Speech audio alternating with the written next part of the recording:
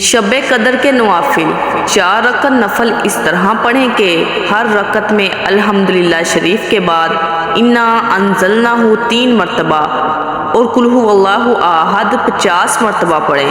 پھر نماز سے فارغ ہو کر سجدے میں جا کر 1 دفعہ سبحان اللہ والحمدللہ ولا الہ الا اللہ واللہ اکبر پڑھیں۔ اس کے بعد جو دعا مانگو گے قبول ہوگی۔ اللہ تعالیٰ بے شمار نعمتیں عطا فرمائے گا اور اس کے سب گناہ بخش دے گا۔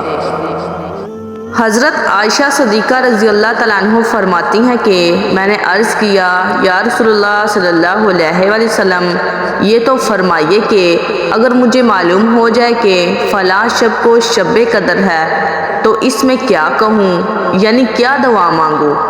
آپ صلی اللہ علیہ وآلہ وسلم نے فرمایا یوں کہو اللہم انکا عفو تحب العفو فاعف عنی، اے اللہ تو بڑا معاف کرنے والا ہے، معافی سے محبت رکھتا ہے، تو مجھے معاف کر دے۔